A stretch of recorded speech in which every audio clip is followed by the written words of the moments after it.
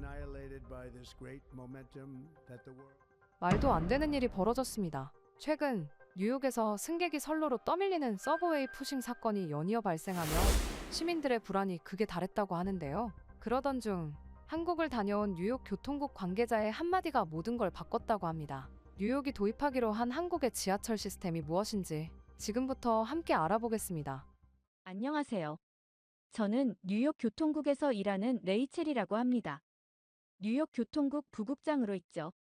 저는 항상 저희 나라에 자부심을 가지고 있었습니다. 세계 최초의 지하철 시스템을 보유하고 있는 만큼 지하철에 대한 긴 역사를 가지고 있으니까요. 하지만 한 통의 전화가 제 신념을 완전히 뒤흔들어 놓고 말았죠. 바로 제 아들 루카스가 사고를 당했다는 소식이었습니다. 순간 가슴이 덜컥 내려앉았습니다. 병원으로 달려가는 동안 온갖 불안한 생각들이 머릿속을 스쳐 지나갔어요. 나중에 들은 이야기로는 루카스가 학교를 마치고 친구들과 함께 집으로 돌아가는 길이었다고 합니다. 출근 시간만큼이나 혼잡한 저녁 러시아워. 플랫폼은 발 디딜 틈 없이 사람들로 가득 차 있었죠. 그때 한쪽에서 술에 취한 남성이 비틀거리며 큰 소리로 욕설을 내뱉고 있었다고 해요. 주변 승객들이 그 사람을 피하려고 했지만 갑자기 그가 균형을 잃으면서 루카스를 선로로 세게 밀쳐버렸답니다. 순식간에 중심을 잃은 루카스는 그대로 선로 아래로 떨어질 뻔했어요. 다행히 옆에 있던 승객이 루카스를 재빨리 붙잡아 주었지만 단 2초만 늦었어도 돌이킬 수 없는 사고가 될 뻔했다고 합니다. 병원에 도착해 보니 루카스는 창백한 얼굴로 앉아 있었습니다. 엄마, 나 더 이상 지하철 타기 싫어. 루카스의 떨리는 목소리를 들으며 가슴이 미어졌죠. 다행히 옆에 있던 승객이 붙잡아줘서 큰 사고는 면했지만 제 아들이 죽을 수도 있었다는 생각에 온몸이 떨렸습니다. 그날 밤, 저는 병원 침대 옆에서 잠든 루카스를 바라보며 밤을 지새웠습니다. 아들의 평화로운 숨소리를 들으며 수없이 많은 생각이 스쳐 지나갔죠.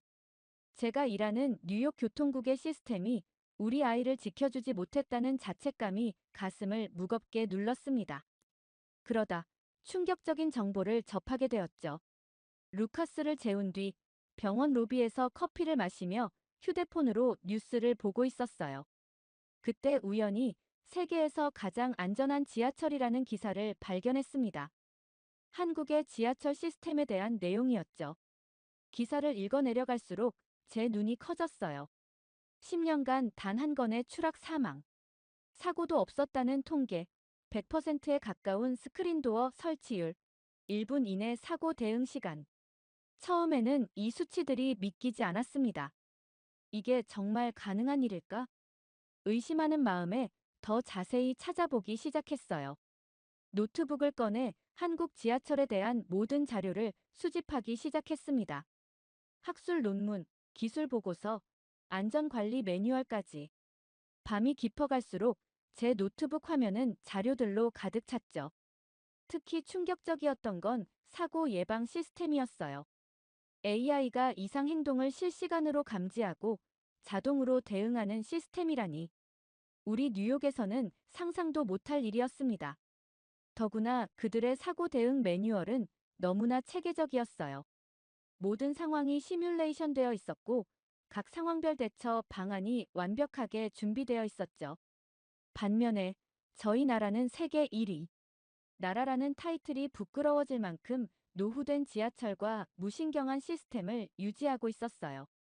작은 아시아의 한 나라라지만 오히려 저희가 배울 것이 훨씬 많아 보였죠. 그렇게 저는 그 자리에서 밤새 분석을 하기 시작했습니다. 한국의 시스템을 도입해야 한다는 생각이 세게 들었거든요. 결국 새벽이 되어서야 정리를 마쳤습니다. 제 파일에는 이제 한국 지하철의 모든 것이 담겨 있었어요. 안전 시스템 구축 과정, 실제 운영 사례, 사고 예방 통계, 그리고 가장 중요한 건 비용 대비 효과 분석까지. 이 자료들을 보면 아무도 부정할 수 없을 거예요.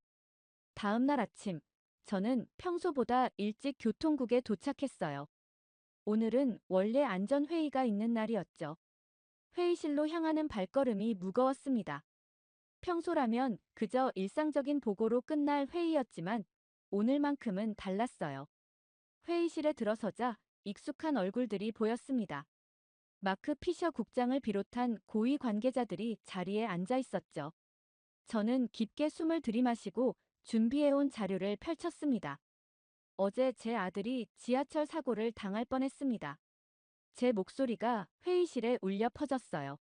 순간 모든 시선이 저에게 집중됐죠.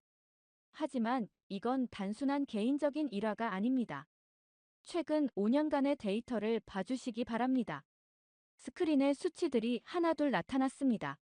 500건이 넘는 선로 추락사고, 100명이 넘는 사망자 수. 차가운 숫자들이 우리의 현실을 적나라하게 보여주고 있었죠. 이후 저는 주머니에서 또 다른 자료를 꺼냈어요. 한국의 사례를 보시죠. 그들은 모든 역사에 스크린도어를 설치했고 그 결과 선로 추락 사고가 거의 제로에 가깝습니다. 순간 회의실이 술렁이기 시작했습니다. 피터슨 과장이 비웃듯이 말했죠. 한국이요? 뉴욕하고 비교도 안 되는 작은 나라 아닌가요? 거짓 결과의 확률이 높습니다. 맞아요. 윌슨 팀장도 거들었습니다. 우리처럼 100년 된 지하철을 운영하는 곳과 비교하는 건 말이 안 되죠. 구조부터 다르니까요. 제가 말을 이어가려 하자 로버츠 차장이 말을 자르며 끼어들었습니다. 또 아시아 얘기군요. 그곳은 우리 뉴욕과는 완전히 다른 환경이라고요. 저희 같은 큰 나라와 비교가 되겠습니까? 회의실의 공기가 점점 차가워져 갔습니다. 저는 이런 반응을 예상하고 있었지만 막상 직접 듣고 보니 가슴 한구석이 답답해지더군요. 세계적인 대도시 뉴욕이 안전 문제에서만큼은 이토록 폐쇄적이라니. 하지만 저는 포기할 수 없었습니다. 어젯밤 병원에서 본 루카스의 떨리는 눈빛이 떠올랐거든요. 이건 단순히 제 아들만의 문제가 아니었습니다. 매일 지하철을 이용하는 수백만 뉴욕 시민들의 안전이 걸린 문제였죠. 회의는 결국 냉랭한 분위기로 끝이 났지만 제 마음속에서는 작은 불씨가 타오르기 시작했습니다. 이대로 물러설 순 없었어요. 더 구체적이고 실질적인 해결책을 찾아야 했습니다. 책상으로 돌아오는 발걸음이 무거웠지만 제 마음은 그 어느 때보다도 단단했습니다. 회의가 끝난 후 저는 사무실로 돌아와 컴퓨터 앞에 앉았습니다. 냉랭했던 회의실의 공기가 아직도 제 어깨를 무겁게 누르고 있었죠. 하지만 이대로 포기할 순 없었습니다. 모니터 화면에는 전 세계 지하철 시스템에 대한 자료들이 펼쳐져 있었어요. 깊은 한숨을 내쉬며 자료들을 하나하나 살펴보던 중 제 시선이 한 기사에 멈췄습니다. 세계에서 가장 안전한 지하철 시스템을 구축한 국가들 중 하나, 대한민국. 전문가들의 평가에 따르면 한국은 최첨단 안전 시스템과 완벽한 운영 체계를 갖춘 모범 사례로 꼽히고 있었죠. 기사를 읽어내려가면서 제 마음속에 하나의 생각이 자리 잡기 시작했죠. 직접 가봐야겠어요. 저는 결심했습니다. 책상 위 달력을 보며 출장 계획을 세우기 시작했어요. 물론 쉽지 않은 결정이었습니다. 루카스는 아직 병원에서 회복 중이었고 남편도 걱정스러워했죠. 다음 날 아침, 피셔 국장의 사무실 문을 두드렸습니다. 한국행 출장을 신청하고 싶습니다. 제 말에 피셔 국장은 펜을 내려놓고 의아한 눈길로 저를 바라봤어요. 레이첼, 당신도 어제 회의에서 다들 뭐라고 했는지 들었잖아요. 한국은 우리와 전혀 다른 환경이에요. 거기 가서 뭘 보겠다는 거죠? 직접 확인해 보고 싶습니다.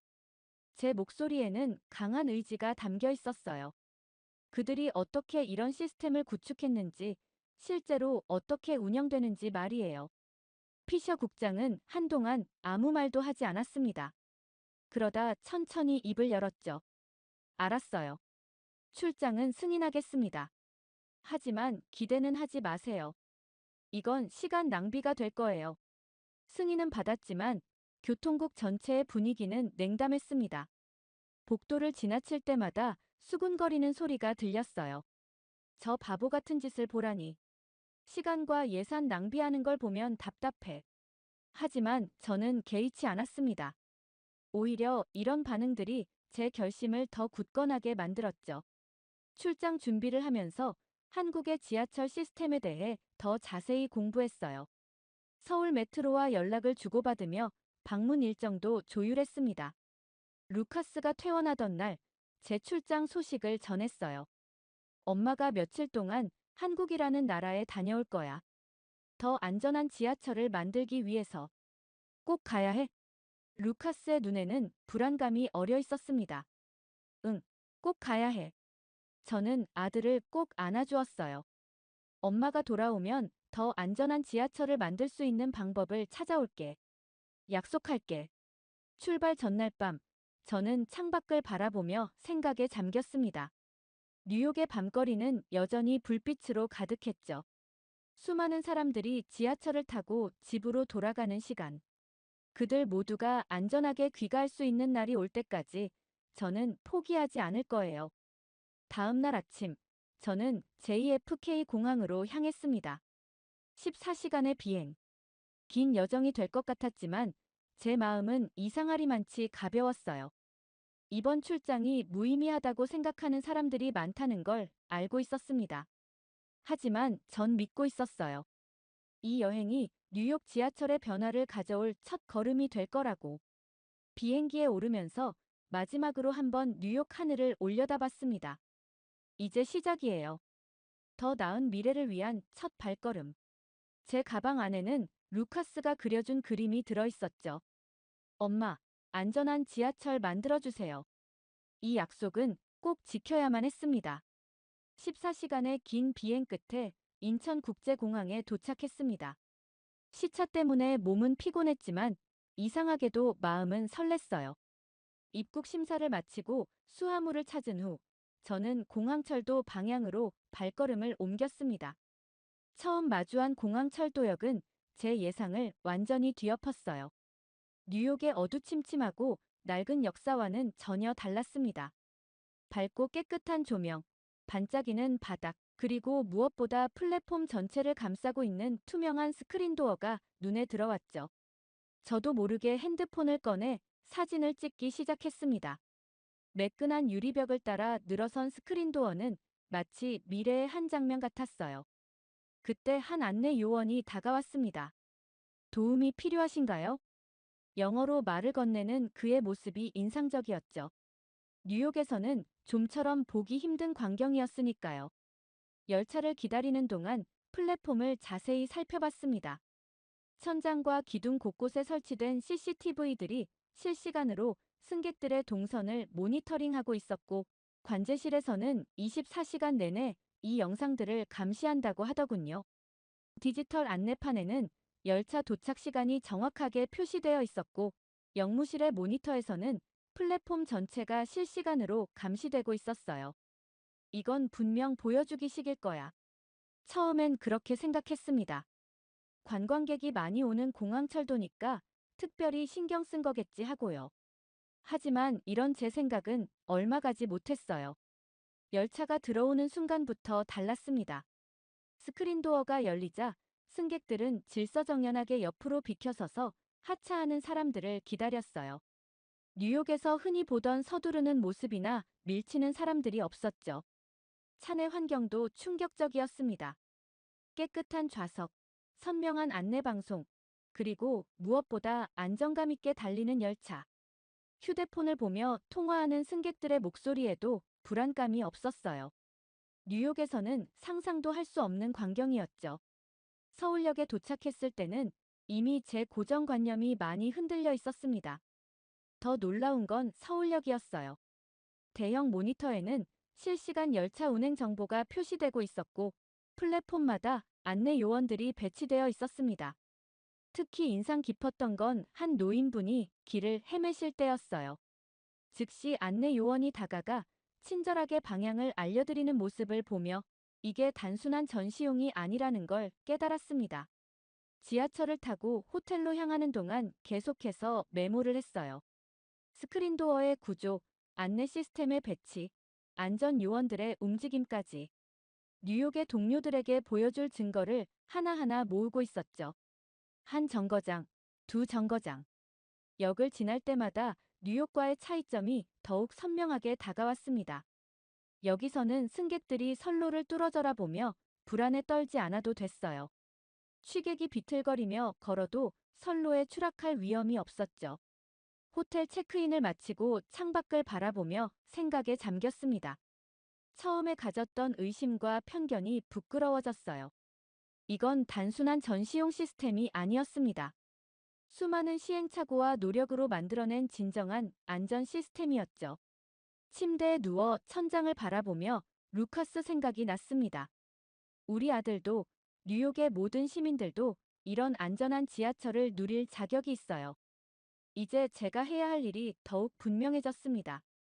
내일은 더 자세히 살펴봐야겠어요. 이 모든 것이 어떻게 가능해졌는지, 우리가 어떻게 이를 뉴욕에 적용할 수 있을지 말이죠. 다음 날 아침, 서울교통공사 본사에서 김윤석 CTO를 만났습니다. 첫인상부터 인상적이었어요. 그는 제가 준비해간 질문들을 하나하나 꼼꼼히 듣고 답변해 주었죠. 먼저 관제센터부터 둘러보시죠. 김윤석 CTO의 안내를 따라 지하철 통합관제센터로 향했습니다. 문을 열자마자 압도적인 광경이 펼쳐졌어요. 벽면 가득 설치된 대형 모니터들이 서울 전역의 지하철 상황을 실시간으로 보여주고 있었습니다. 이게 바로 우리의 AI 감지 시스템입니다. 김 CTO가 한 화면을 가리켰어요. 사람이 쓰러지거나 이상 행동을 보이면 즉시 감지해서 알려주죠. 취객이 비틀거리는 것도 누군가 선로에 접근하는 것도 모두 파악됩니다. 제 눈앞에서 실제 상황이 벌어졌습니다. 한 승객이 플랫폼에서 갑자기 어지러워하는 모습이 포착됐어요. 시스템이 즉시 이를 감지했고 불과 30초 만에 영무원이 현장에 도착했죠. 놀라우신가요? 김 CTO가 미소를 지었습니다. 이건 시작일 뿐이에요. 3D 스마트 스테이션 시스템도 보여드리겠습니다. 다음으로 향한 곳은 특별 관제실이었어요. 그곳에서는 3D로 구현된 역사 내부가 실시간으로 모니터링되고 있었습니다. 마치 시뮬레이션 게임을 보는 것 같았어요. 이 시스템으로 실시간 혼잡도를 파악하고 조절할 수 있습니다. 김 CTO의 설명이 이어졌어요. 특정 구간이 혼잡해지면 열차 배차 간격을 자동으로 조절하죠. 출구별 혼잡도도 분석해서 승객들에게 덜 붐비는 출구를 안내합니다. 제 머릿속에는 뉴욕의 러시아워가 떠올랐습니다. 매일 아침 사람들이 서로 밀치며 고군분투하는 모습이었죠. 이런 시스템이 있었다면 얼마나 달라졌을까요? 가장 중요한 건 실시간 긴급 대응 시스템입니다.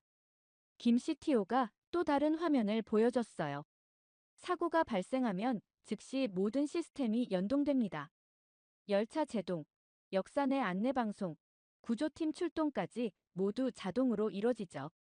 시연을 보여주기 위해 모의 상황을 만들었습니다. 승강장에서 화재가 발생했다는 가정이었어요. 경보가 울리자마자 주변 열차들이 자동으로 감속했고 환기 시스템이 작동했으며 대피 경로가 스크린에 표시됐습니다. 모든 게 자동화되어 있군요. 제가 감탄했더니 김 CTO가 고개를 저었습니다. 완전 자동화는 아닙니다. 이 모든 시스템 뒤에는 숙련된 인력들이 있어요. AI는 보조 수단일 뿐, 최종 판단은 항상 사람이 하죠. 점심시간이 되자 김 CTO는 제게 지하철역 구내식당으로 안내했습니다. 이것도 문화 충격이었어요. 영무원들이 한자리에 모여 식사하며 정보를 공유하고 서로의 고민을 나누는 모습이 인상적이었죠.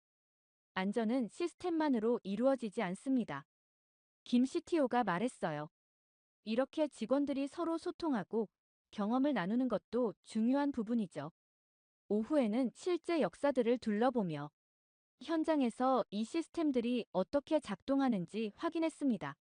영무원들의 움직임, 승객들의 동선, 시스템의 반응까지 모든 것이 유기적으로 연결되어 있었어요. 하루 종일의 견학을 마치며 저는 깊은 감동을 받았습니다. 이건 단순한 기술의 차이가 아니었어요. 안전을 바라보는 관점 자체가 달랐습니다. 뉴욕에서는 사고가 발생한 후에 대응하는데 중점을 뒀다면 여기서는 사고를 미리 예방하는데 모든 노력을 기울이고 있었죠. 호텔로 돌아오는 길에 노트북을 펼쳐 오늘 본 것들을 정리했습니다. 이 시스템들을 뉴욕에 도입하려면 많은 난관이 있겠지만 이제는 확신이 생겼어요. 우리도 할 수 있다는 확신. 그리고 반드시 해야 한다는 사명감이었죠. 다음 날 아침, 서울역에서 김윤석 CTO를 다시 만났습니다. 오늘은 실제 현장에서 시스템 운영 상황을 더 자세히 살펴보기로 했죠. 영무실에 들어서자 여러 대의 모니터가 눈에 들어왔습니다. 각각의 화면은 플랫폼의 다른 구역을 보여주고 있었어요. 평소에는 이렇게 조용합니다. 김 CTO가 설명을 시작했죠. 하지만 만약의 상황에 대비해 24시간 모니터링이 이루어지고 있어요. 그때였습니다. 갑자기 모니터 화면 하나가 붉은색으로 변하더니 경고음이 울렸어요. 순간 영무실의 공기가 긴장감으로 가득 찼습니다. 4번 승강장에서 한 승객이 선로로 떨어진 것이었죠. 지금 바로 현장으로 가보시죠. 김 CTO의 말이 채 끝나기도 전에 우리는 뛰기 시작했습니다. 플랫폼에 도착했을 때 이미 상황은 통제되고 있었어요. 사고 발생 후 단 30초 만에 해당 구간을 운행하던 모든 열차가 자동으로 긴급 정지했다고 합니다. AI 시스템이 승객의 추락을 즉시 감지하고 관련 프로토콜을 자동으로 가동한 거죠. 더 놀라운 건 그 다음이었습니다. 사고 발생 후 1분도 되지 않아 구조대가 현장에 도착했어요. 미리 배치된 구조 인력들이 신속하게 대응한 덕분이었죠. 승객은 다행히 크게 다치지 않았고 신속하게 병원으로 이송됐습니다. 뉴욕이었다면 저도 모르게 중얼거렸어요. 김 CTO가 물었습니다. 뉴욕에서는 이런 상황에 어떻게 대처하나요? 최소 10분은 걸립니다. 제 목소리가 떨렸어요. 신고를 받고 상황을 파악하고 구조대가 도착하기까지. 그 사이에 다른 열차가 진입할 수도 있죠. 현장이 정리되는 동안 김 CTO는 상황실로 돌아가 사고 대응 과정을 자세히 설명해 주었습니다. AI 시스템이 어떻게 사고를 감지했는지, 각 부서가 어떻게 연계되어 대응했는지 모든 것이 매뉴얼화되어 있었어요. 이런 신속한 대응이 가능한 이유는 세 가지입니다. 김 CTO가 설명했죠. 첫째, AI 기술을 통한 즉각적인 사고 감지. 둘째, 자동화된 초기 대응 시스템. 셋째, 잘 훈련된 현장 인력이죠. 저는 노트북을 펼쳐 모든 내용을 기록했습니다. 뉴욕에서라면 상상도 할 수 없는 대응 속도였어요. 우리는 아직도 수동으로 많은 것들을 처리하고 있었고, 그로 인한 시간 낭비가 너무나 컸죠. 이런 시스템을 구축하는데 얼마나 걸렸나요? 제가 물었습니다. 처음부터 이렇지는 않았어요. 김 CTO가 답했습니다. 수많은 시행착오와 실패를 겪었죠. 하지만 한 번의 사고도 용납할 수 없다는 원칙 아래 계속해서 시스템을 개선해 왔습니다. 그의 말을 들으며 루카스의 사고가 떠올랐어요. 만약 그때 뉴욕 지하철에 이런 시스템이 있었다면 제 아들은 그런 공포를 겪지 않았을 거예요. 사무실로 돌아와 오늘 있었던 일을 정리하면서 저는 뉴욕 시스템의 문제점을 더욱 선명하게 직시하게 됐습니다. 우리는 너무 오랫동안 어쩔 수 없다는 말로 변화를 미뤄왔어요. 100년 된 시스템이라는 핑계로 비용 문제를 이유로 우리는 시민들의 안전을 뒷전으로 밀어두었던 거죠. 창밖으로 서울의 밤거리가 보였습니다. 수많은 사람들이 안전하게 귀가하는 모습. 이게 바로 우리가 만들어야 할 뉴욕의 모습이에요. 더 이상 변명은 없습니다. 이제 우리도 변해야 할 때예요. 한국에서의 마지막 밤, 저는 밤을 새워가며 보고서를 작성했습니다. 직접 본 모든 것들, 경험한 모든 순간들을 놓치지 않으려 했어요. 특히 그 사고 대응 장면은 가장 먼저 자세히 기록했죠. 뉴욕으로 돌아오는 비행기 안에서도 계속해서 보고서를 다듬었습니다. 단순한 시스템 비교가 아닌 우리가 실제로 도입할 수 있는 구체적인 방안들을 담으려 노력했어요. 비용 문제에 대한 해결책도 단계적 도입 방안도 꼼꼼히 준비했죠. JFK 공항에 도착하자마자 곧장 교통국으로 향했습니다. 평소와 다름없이 복잡한 지하철을 타고 가면서 이제는 모든 게 달리 보였어요. 스크린도어 하나 없는 승강장, 끊임없이 울리는 각종 경보음, 불안하게 서 있는 승객들. 이 모든 것들이 이제는 바뀌어야 할 대상으로 보였습니다. 교통국에 도착하자마자 긴급회의가 소집됐어요. 피셔 국장을 비롯한 고위 관계자들이 모두 모였습니다. 제가 준비한 보고서를 나눠드리며 발표를 시작했죠. 한국의 지하철 시스템은 우리가 생각했던 것 이상입니다. 프레젠테이션 화면에 한국의 시스템 사진들이 하나씩 떴어요. 단순한 시설의 차이가 아닙니다. 안전을 바라보는 관점 자체가 다르죠. 보고서에는 제가 본 모든 것이 담겨 있었습니다. AI 기반 감시 시스템, 실시간 사고 대응 체계, 그리고 그 충격적인 사고 현장의 기록까지. 특히 사고 대응 시간에 대해 설명할 때는 회의실이 술렁였어요. 30초 만에 열차 정지, 1분 안에 구조대 도착이라고요? 톰슨 부장이 믿기지 않는다는 듯 물었습니다. 하지만 피셔 국장의 표정은 여전히 부정적이었어요. 레이첼, 당신도 알잖아요. 뉴욕은 특수한 상황이에요. 우리는 세계에서 가장 오래되고 복잡한 지하철 시스템을 가지고 있죠. 이런 변화는 현실적으로 불가능합니다. 그때였어요. 제 안에 있던 무언가가 폭발했습니다. 그럼 우리는 계속 이대로 있어야 한다는 건가요? 목소리가 떨렸지만 단호했죠. 제 아들이 겪은 사고를 아시죠? 그건 우연이 아니었어요. 우리 시스템의 허점이 만든 필연적인 결과였습니다. 회의실이 조용해졌어요. 저는 계속해서 말을 이어갔습니다. 매일 수백만 명의 시민들이 우리 지하철을 이용합니다. 그들 모두가 잠재적인 피해자가 될 수 있어요. 이대로 방치할 순 없습니다. 놀랍게도 윌슨 팀장이 먼저 입을 열었습니다. 레이첼 말이 일리 있습니다. 우리도 변화가 필요한 시점 아닐까요? 피터슨 과장도 고개를 끄덕였어요. 단계적으로라도 시도해 볼 만하지 않을까요? 적어도 사고가 자주 발생하는 역부터라도. 회의실의 분위기가 조금씩 바뀌기 시작했습니다. 로버츠 차장은 구체적인 예산 검토를 제안했고 존슨 부장은 시범 사업 가능성을 언급했어요. 하지만 피셔 국장은 여전히 완강했습니다. 비용이 문제가 아닙니다. 뉴욕의 현실을 보세요. 우리는 24시간 운영되는 시스템이에요. 공사 자체가 불가능합니다. 그래서 준비했습니다. 제가 다음 자료를 펼쳤어요. 한국의 엔지니어들이 제안한 야간 공사 방안입니다.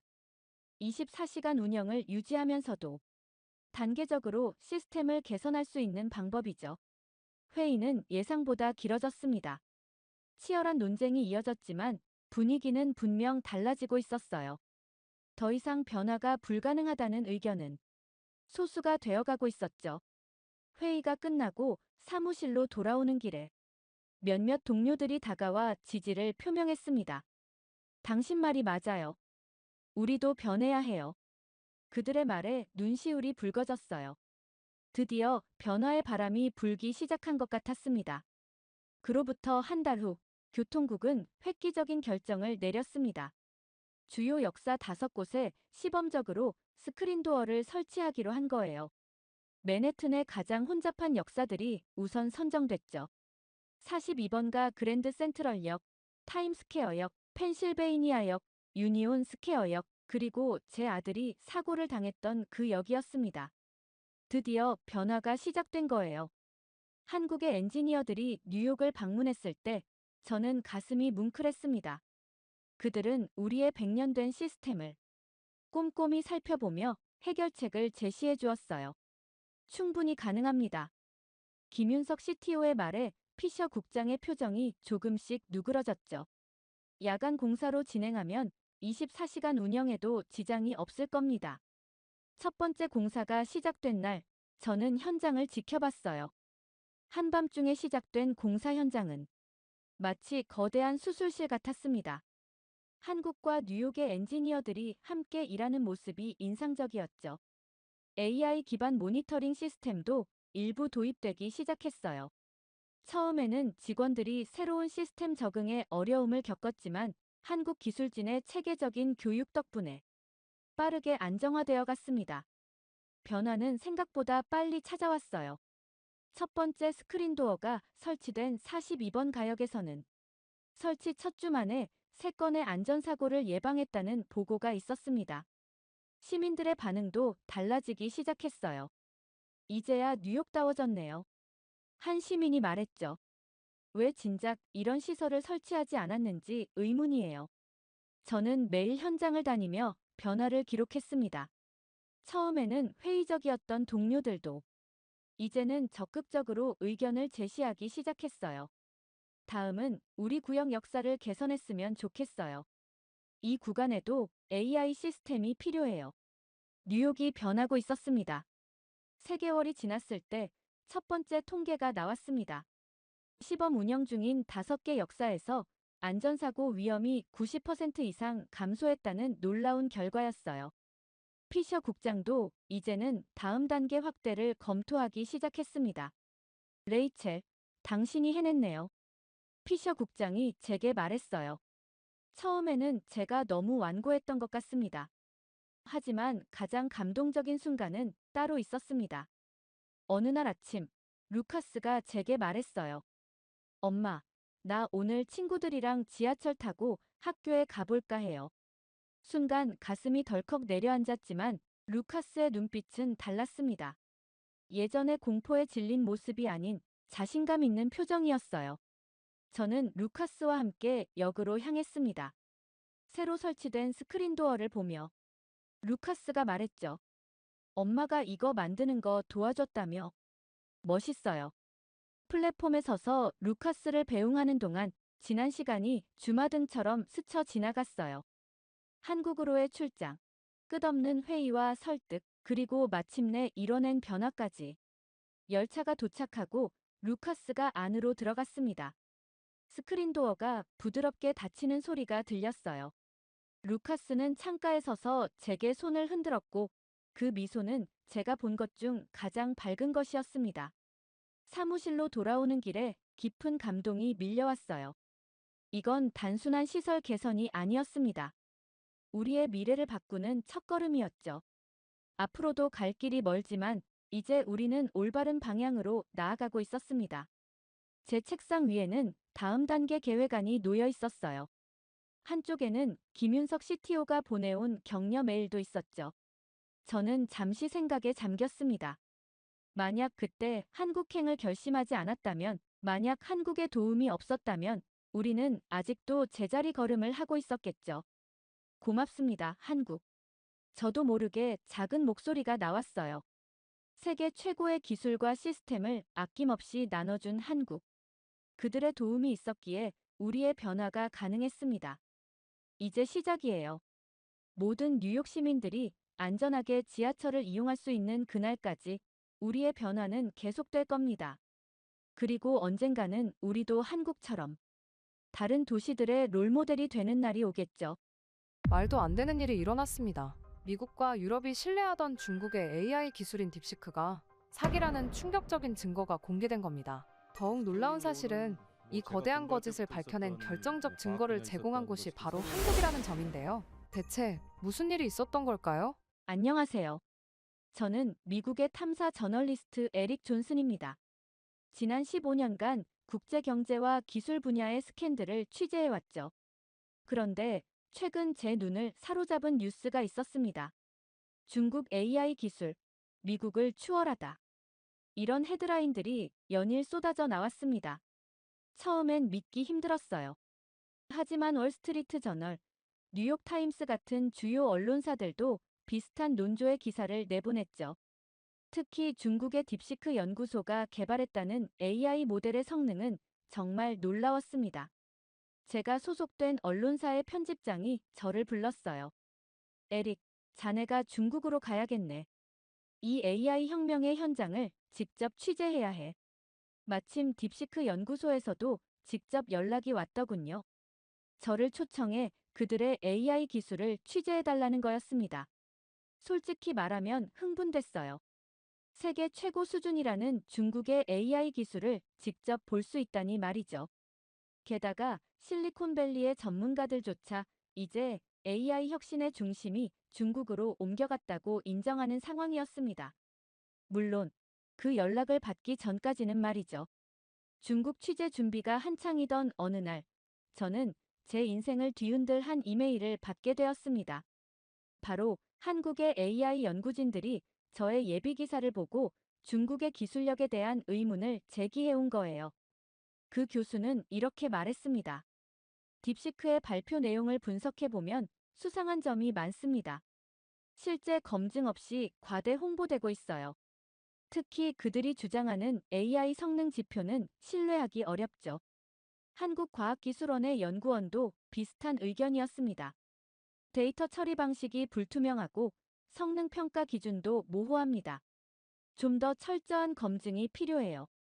이대로 넘어가면 큰 문제가 될 수 있습니다. 하지만 저는 한국의 이런 지적들이 우습게 느껴졌습니다. 중국이라는 거대 시장을 견제하려는 작은 나라의 시기심이라고밖에 볼 수 없었거든요. AI 기술이라면 모를까 K-팝이나 드라마를 이야기하라고 하고 싶었죠. 게다가 미국의 주요 언론들도 중국의 기술력을 인정하고 있었으니까요. 세계 2위 경제 대국과 작은 나라의 말 중 어느 쪽을 믿어야 할지는 너무나 자명했습니다. 제 판단이 얼마나 오만했는지 그때는 전혀 몰랐죠. 며칠 뒤 베이징행 비행기를 타면서도 설렜습니다.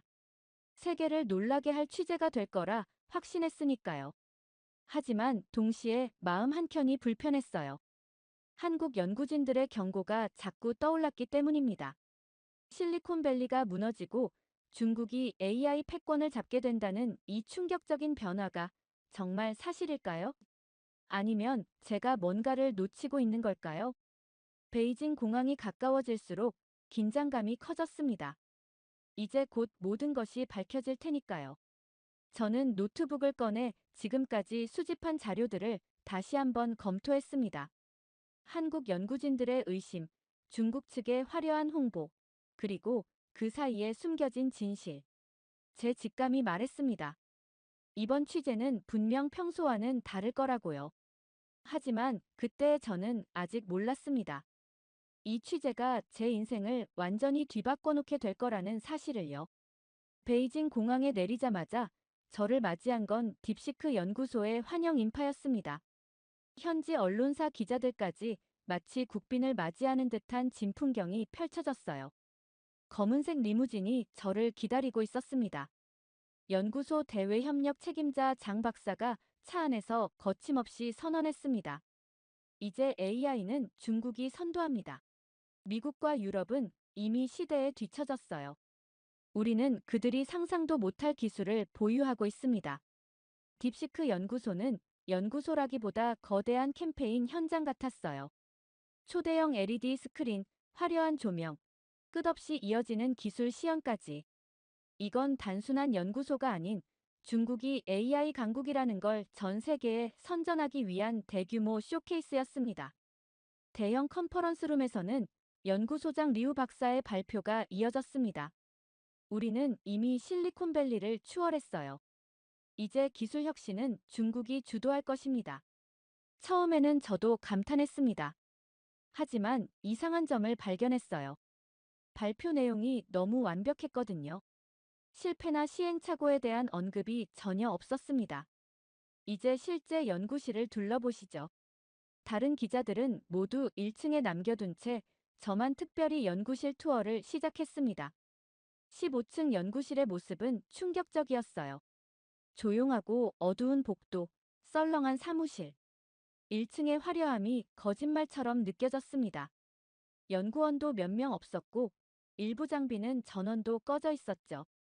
복도에서 마주친 연구원들의 표정도 어딘가 불안해 보였어요. 제가 질문을 던지면 재빨리 장 박사의 눈치를 보며 대답했습니다. 마치 미리 정해진 대본이라도 있는 것처럼요. 화장실에 들른 사이 두 연구원의 대화가 들렸습니다. 리우 소장님이 또 무리한 발표를 하셨어. 쉿, 조용히 해. 외국 기자가 들을라. 가슴이 덜컥 내려앉았습니다. 박도윤 박사의 경고가 떠올랐어요. 호텔로 돌아와 오늘 본 것들을 정리하면서 한 가지 확신이 들었습니다. 이곳의 모든 것이 거대한 연극이라는 사실을요.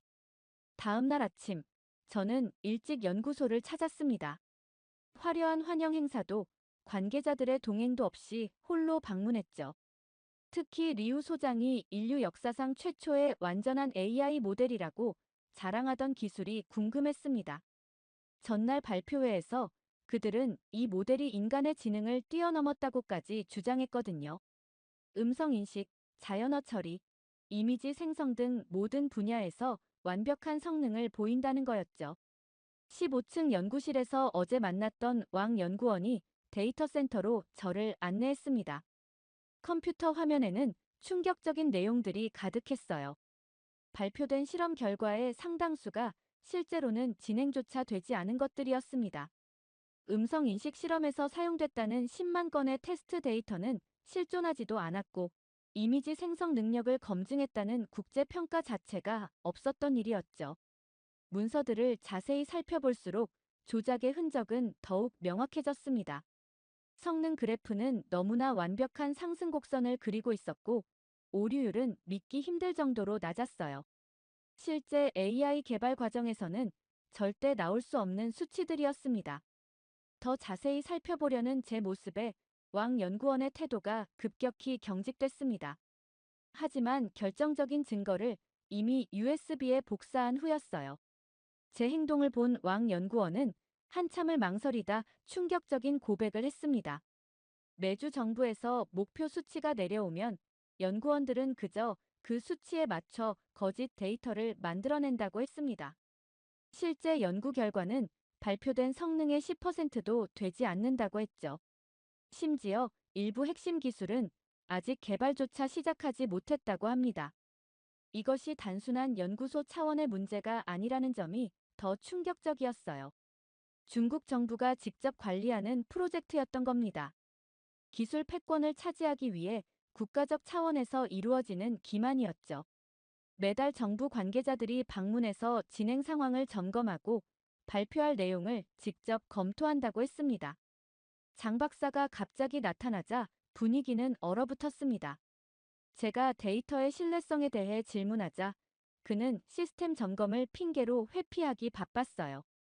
구체적인 수치를 요구하면 새로운 프로젝트 이야기를 꺼내고 실험 과정을 물으면 보안 문제를 언급했죠. 이런 태도는 오히려 방금 전 발견한 내용이 사실이라는 확신을 주었습니다. 호텔로 돌아와 수집한 자료들을 자세히 분석했습니다. 조작의 흔적은 곳곳에서 발견됐어요.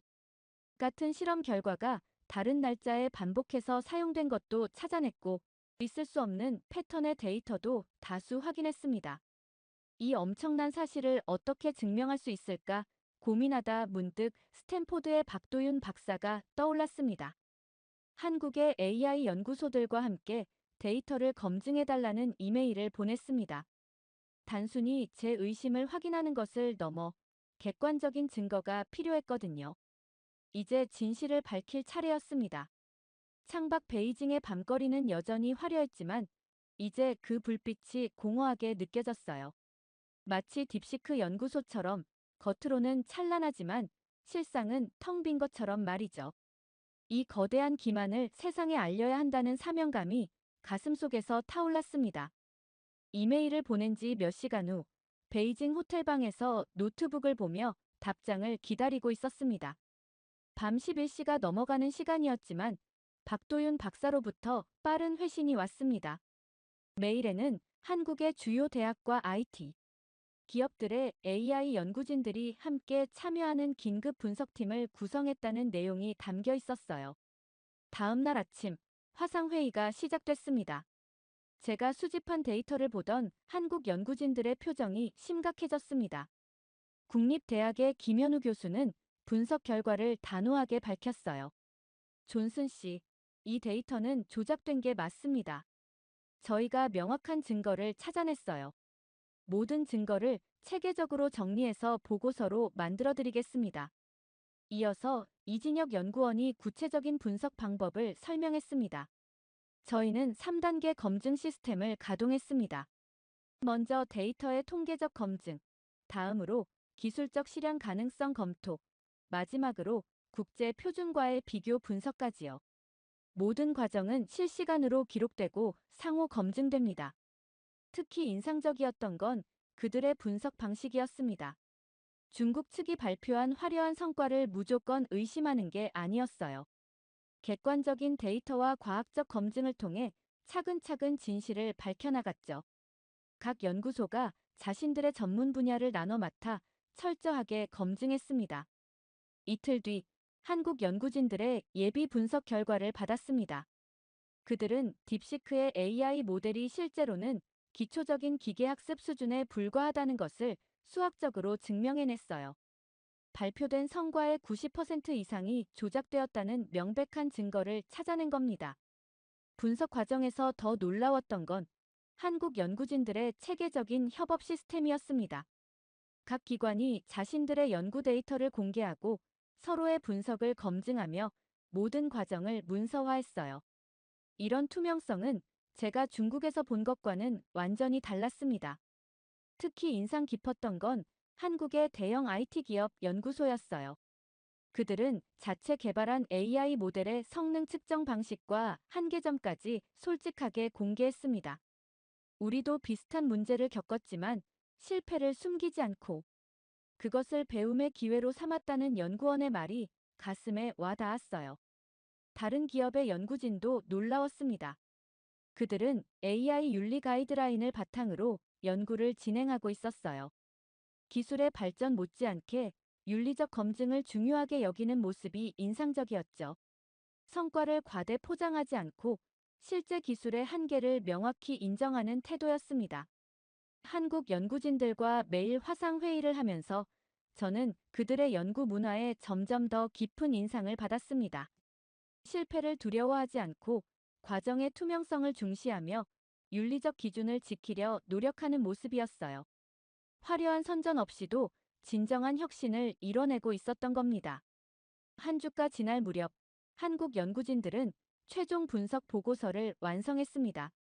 100페이지가 넘는 이 보고서는 딥시크의 기만을 명백히 증명하는 동시에 현재 AI 기술의 진정한 한계와 가능성을 객관적으로 제시했어요. 그러나 저는 여기서 그치고 싶지 않았습니다. 보고서를 읽으며 한 가지 결심이 섰어요. 직접 한국의 연구소들을 방문해서 그들의 실제 연구 현장을 취재하고 싶었습니다. 화상으로만 보았던 그들의 투명한 연구 과정을 직접 확인하고 싶었거든요. 박도윤 박사에게 제 생각을 전했습니다. 한국의 AI 연구 현장을 직접 취재하고 중국과의 차이점을 세계에 알리고 싶다고요. 그의 답장은 간단했습니다. 언제든 환영합니다. 우리에겐 숨길 것이 없으니까요. 베이징의 호텔 창밖을 바라보며 생각했습니다. 화려한 쇼케이스로 세계를 현혹하려는 중국과 묵묵히 진정한 혁신을 추구하는 한국. 이 극명한 차이를 세상에 알려야 한다는 사명감이 들었어요. 그러나 쉽지 않을 거란 걸 알았습니다. 중국은 결코 이 사실이 드러나는 걸 원하지 않을 테니까요. 하지만 이미 결심은 섰습니다. 다음 목적지는 서울이었습니다. 진실을 밝히기 위한 진짜 여정이 이제 시작되려 하고 있었죠.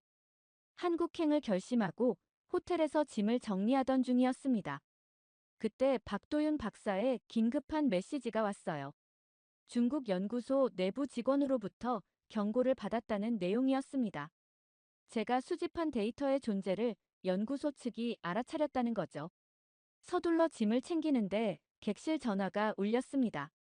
연구소에서 사람들이 저를 찾아왔다는 프런트의 연락이었어요. 즉시 비상계단을 통해 지하주차장으로 빠져나와 공항으로 향했습니다. 공항은 평소와 달랐습니다. 보안 요원들이 출국장 주변을 예의주시하고 있었어요.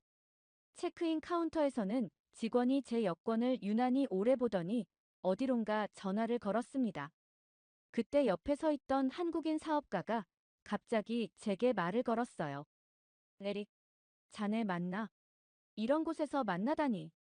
처음 보는 사람이었지만 그의 눈빛에서 무언가를 직감했습니다. 내 친구인 척 하세요. 여행 온 것처럼 자연스럽게 행동하시면 됩니다.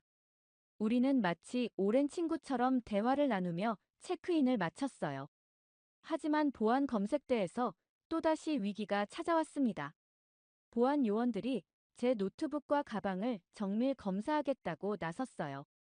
한국인 사업가가 재빨리 자신의 회사 명함을 꺼내며 말했습니다. 이 친구는 우리 회사 컨설턴트입니다. 급한 회의 자료가 있어 서울로 가는 중입니다. 간신히 검색대를 통과했지만 뒤에서는 검은 정장 차림의 남자들이 우리를 쫓아오고 있었습니다. 마지막 탑승콜이 울리는 가운데 우리는 가까스로 비행기에 올랐어요. 이륙 직후 그 한국인 사업가는 쪽지 하나를 건네고 자리를 옮겼습니다. 박도윤 박사님께 연락받았습니다. 서울에서 많은 분들이 기다리고 있을 거예요. 비행기가 구름 위로 올라가면서 베이징이 시야에서 사라졌습니다. 가방 속 데이터가 무사한 걸 확인하고 나서야 긴장이 풀렸어요. 이제 진짜 이야기는 서울에서 시작될 것이란 생각이 들었습니다. 인천공항에 도착했을 때는 이미 늦은 저녁이었습니다. 박도윤 박사가 직접 마중 나와 있었어요. 비행기에서 내려 그를 만나는 순간까지도 긴장이 완전히 풀리지 않았지만 그의 따뜻한 미소를 보자 안도감이 밀려왔습니다. 고생 많으셨습니다, 존슨 씨. 이제 안전하니 걱정 마세요. 내일부터 본격적인 분석을 시작하시죠. 다음 날 아침, 서울의 한 연구단지를 방문했습니다. 베이징의 화려한 전시장과는 전혀 다른 분위기였어요. 조용하고 차분한 공간에서 연구원들이 각자의 업무에 몰두하고 있었습니다. 먼저 데이터 검증 시스템부터 보여드리겠습니다. 연구소의 시스템 관리자인 정 박사가 설명을 시작했어요. 모든 실험 데이터는 실시간으로 기록되고 여러 연구진의 교차 검증을 거친다고 했습니다. 한 사람의 판단이 아닌 팀 전체의 검증이 필요한 거죠. 이건 저희가 개발한 AI 성능 검증 프로그램입니다. 어떤 데이터든 조작이 있다면 즉시 찾아낼 수 있어요. 프로그램을 실행하자 중국에서 가져온 데이터의 문제점들이 하나둘 드러났습니다. 불가능한 패턴, 중복된 결과값, 인위적으로 조정된 그래프들. 모든 것이 명백했어요. 놀랍네요. 이런 정교한 검증 시스템은 처음 봅니다. 당연합니다. AI 연구에서 가장 중요한 건 신뢰성이니까요. 화려한 성과보다 정직한 실패가 더 가치 있다고 생각합니다. 연구소를 둘러보면서 더 놀라운 것들을 발견했습니다. 모든 연구원들의 책상에는 AI 윤리 준칙이 붙어 있었어요. 기술 발전과 윤리적 가치를 동시에 추구한다는 내용이었죠. 이 조작된 데이터를 세계에 공개해야 합니다. 연구진들과 회의를 하면서 저는 제안했어요. 그들도 동의했습니다. 맞습니다. 하지만 단순히 중국의 거짓을 폭로하는 게 아니라 진정한 AI 연구가 어떠해야 하는지 보여주어야 해요. 일주일간 밤낮 없이 데이터를 분석했습니다. 연구진들은 자신들의 일처럼 열정적으로 참여했어요. 누군가 식사를 잊으면 다른 연구원이 먹을 것을 가져다 주고 한 명이 지치면 다른 사람이 이어받았죠. 특히 인상 깊었던 건 모든 과정이 완벽하게 기록된다는 점이었습니다. 실험의 성공은 물론 실패까지 모든 결과가 데이터베이스에 저장되었어요. 왜 실패한 실험까지 기록하나요? 실패야말로 가장 중요한 배움의 기회니까요. 다른 연구자들이 같은 실수를 반복하지 않도록 하는 거죠. 그 순간 깨달았습니다. 한국의 AI 연구는 정말 다르네요. 여기선 진짜 연구가 이루어지고 있어요. 제 말에 연구원들은 겸손하게 웃었지만 저는 진심이었습니다.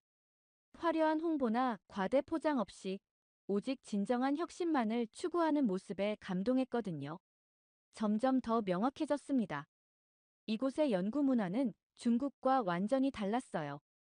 화려한 선전이나 과대 포장된 성과가 아닌 진정한 혁신을 추구하고 있었습니다. 이건 단순한 연구소가 아닙니다. 제가 감탄했어요. 맞아요.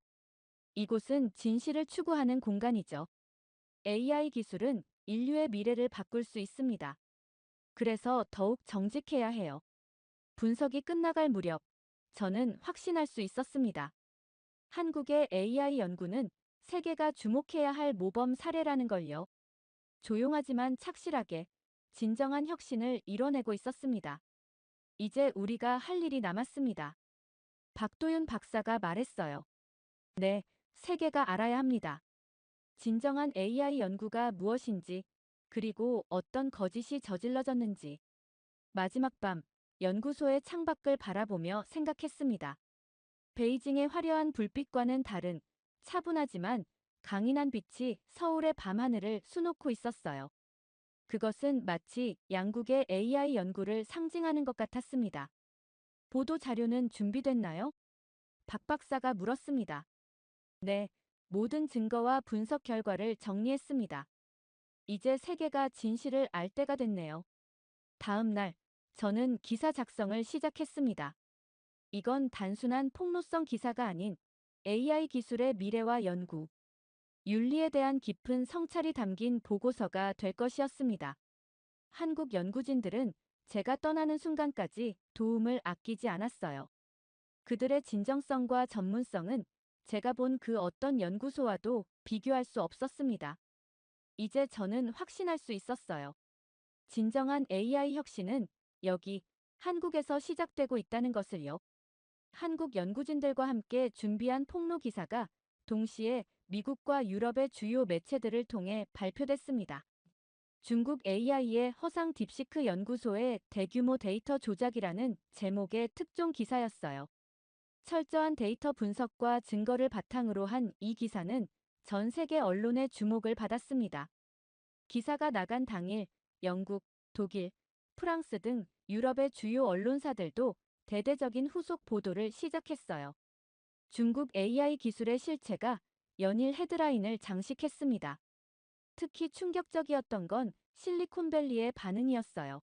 그동안 중국 AI 기술을 높이 평가하던 기업들이 하나둘 입장을 바꾸기 시작했습니다. 테슬라의 최고 경영자는 자신의 SNS에 더 이상 중국 AI 기술을 신뢰할 수 없다고 선언했죠.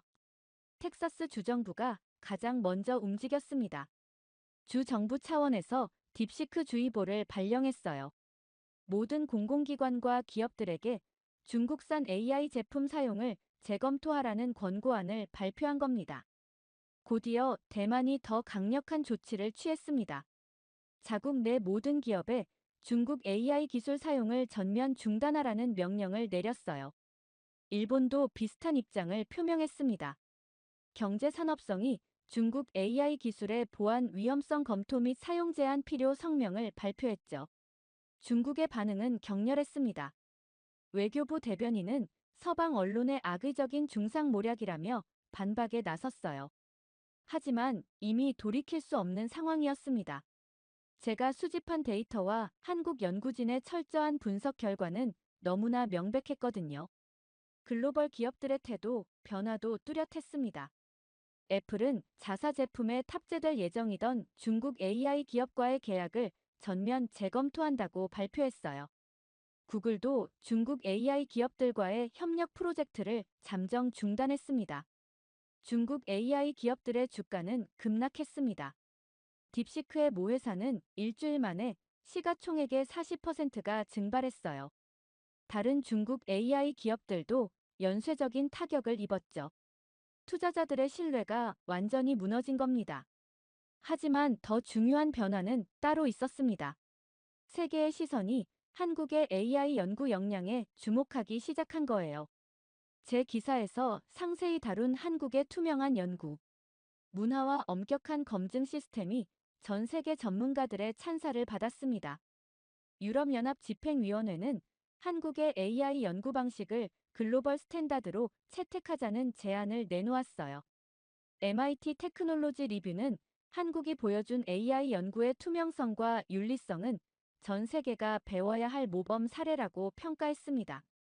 실제로 한국의 AI 연구소들은 국제적 협력 요청이 쇄도하기 시작했어요. 독일의 막스 플랑크 연구소, 프랑스의 국립과학연구원, 미국의 주요 대학들이 한국과의 공동 연구를 제안했습니다. 신뢰도 조사 전문기관의 보고서도 흥미로웠습니다. AI 기술 신뢰도 순위에서 한국이 미국에 이어 2위로 올라선 거예요. 반면 중국은 20위권 밖으로 추락했죠. 단 한 편의 기사가 세계 AI 산업의 지형도를 완전히 바꿔놓은 겁니다. 한국 연구진들의 반응은 여전히 겸손했습니다. 우리는 그저 정직하게 연구할 뿐입니다. 화려한 선전이나 과대 포장 없이 진정한 혁신을 추구하는 것이 우리의 방식이에요. 저는 지금도 매일 한국의 연구진들과 연락을 주고받습니다.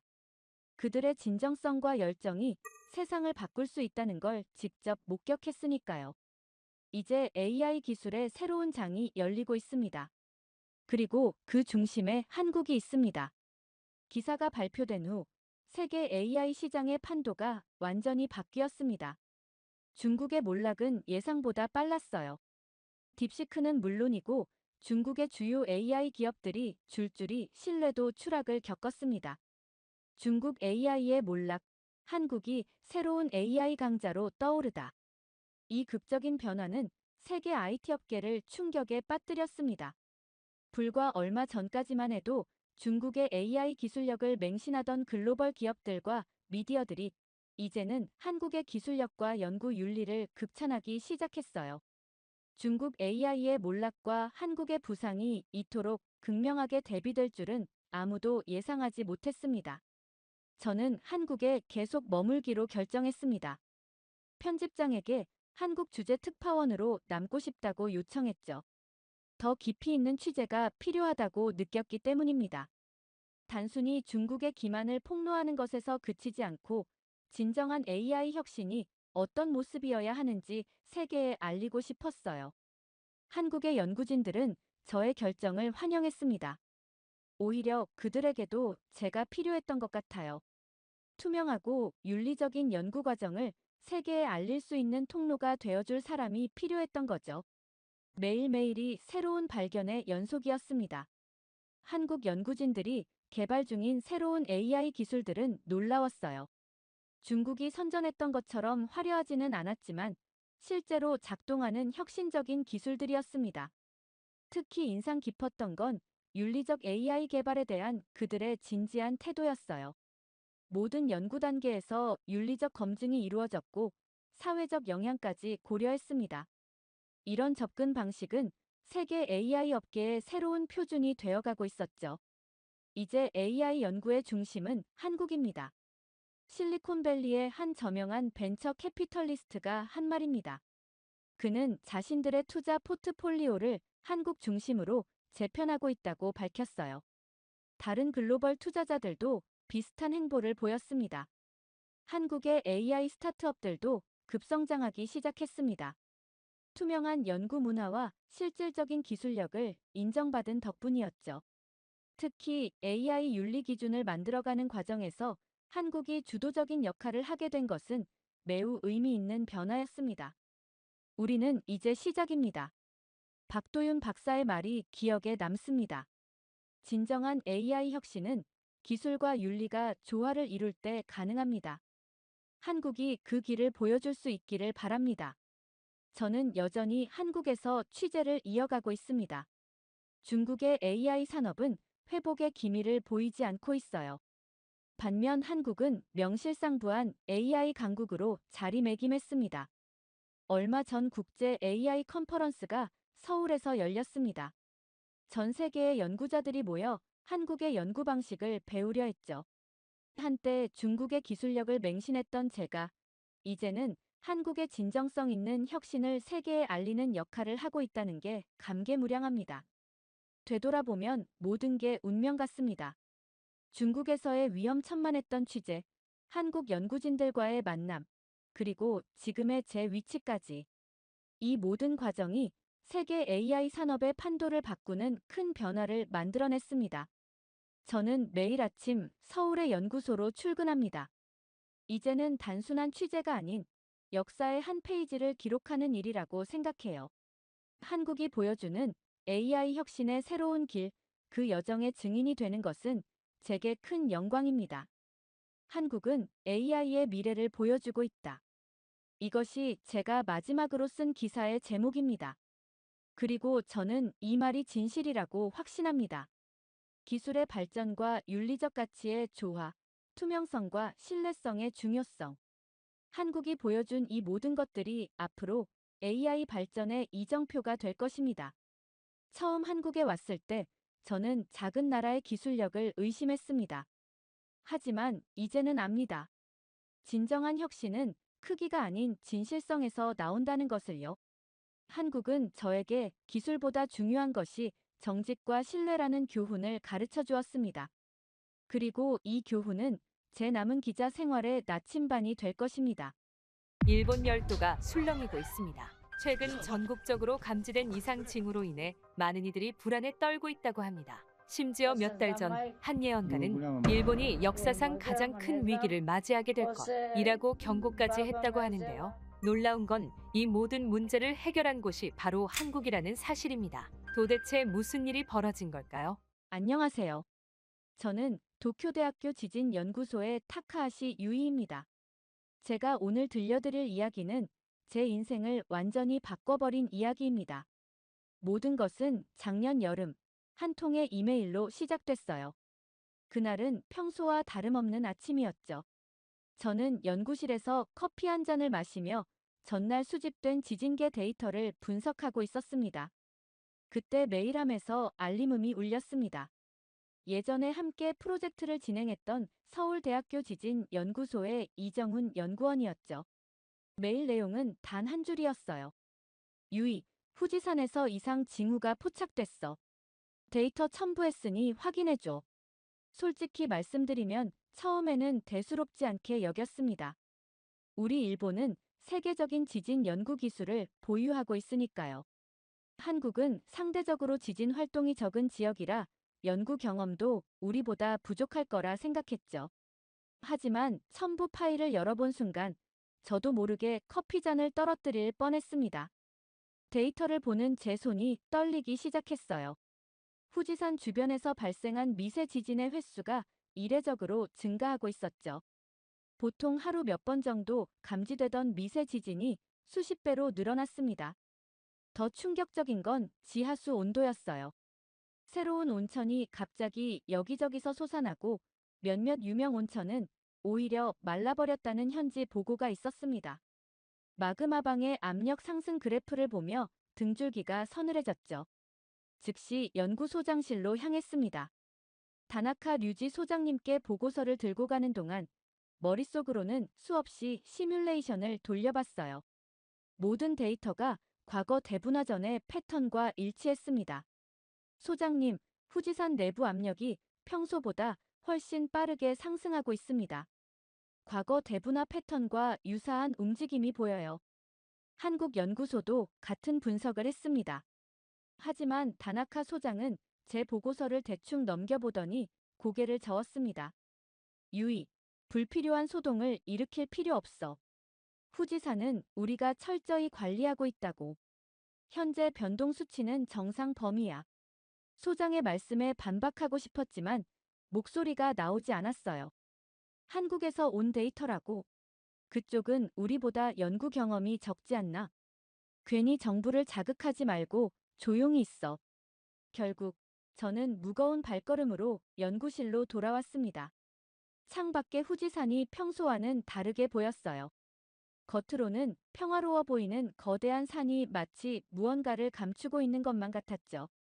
컴퓨터 화면에는 아직도 이정훈 연구원의 메일이 열려 있었습니다. 마지막 문장이 자꾸만 제 머릿속을 맴돌았어요. 지금 대응하지 않으면 후회할 거야. 이 말을 읽을 때마다 가슴이 답답해졌습니다. 연구원으로서 저의 직감도 데이터도 모두 위험을 경고하고 있었으니까요. 하지만 저는 그저 창밖의 후지산만 바라볼 수밖에 없었습니다. 그날 밤 퇴근길에 후지산을 올려다보며 생각했어요. 과연 우리가 이대로 있어도 되는 걸까? 이정훈 연구원의 경고를 무시해도 되는 걸까?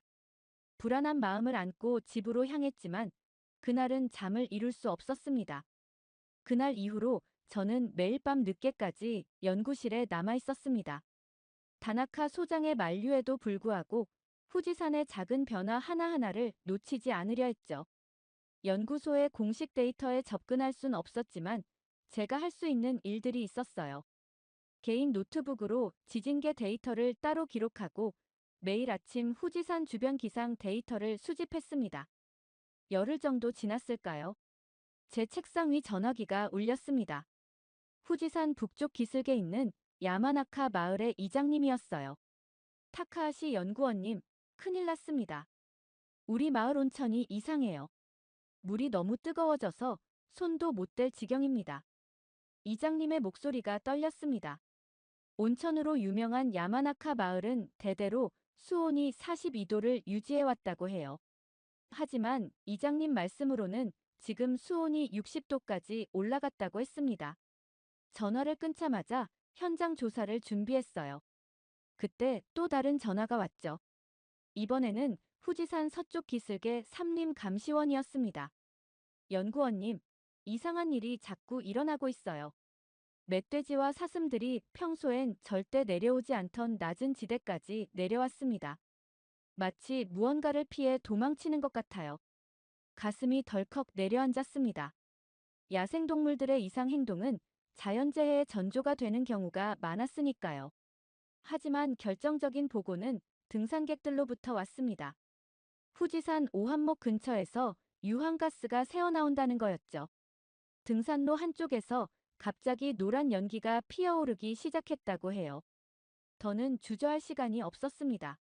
현장을 직접 보지 않고는 정확한 판단을 내릴 수 없었죠. 연구소에 휴가계를 제출하고 야마나카 마을로 향했습니다. 차를 몰고 가는 동안 이정훈 연구원과 통화를 했어요. 이정훈 씨, 현장 조사 가봐야 할 것 같아요. 주민들의 제보가 심상치 않아요. 유의, 조심하세요.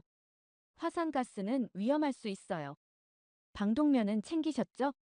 이정훈 연구원의 걱정 어린 목소리가 차 안에 울렸습니다. 트렁크에는 방독면과 온도계, 가스 측정기 등 필요한 장비들을 가득 실었어요. 야마나카 마을에 도착하자마자 이장님이 절 맞이했습니다.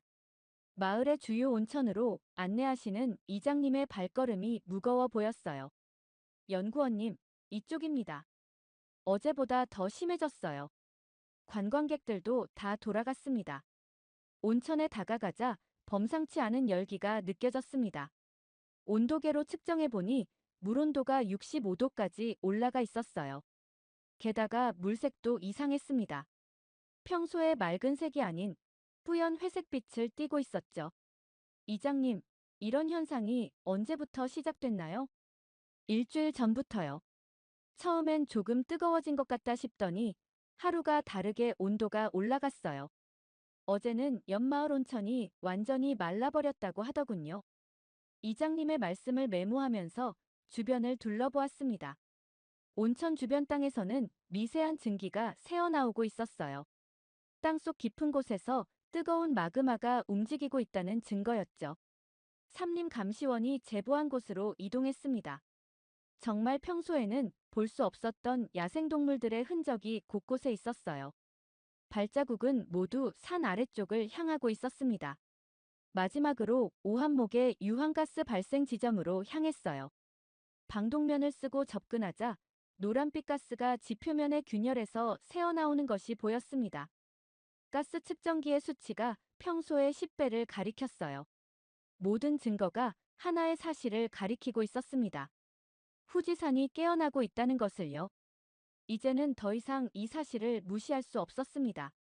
마지막 조사를 마치고 후지산 기슭의 작은 카페에서 휴식을 취하고 있었습니다.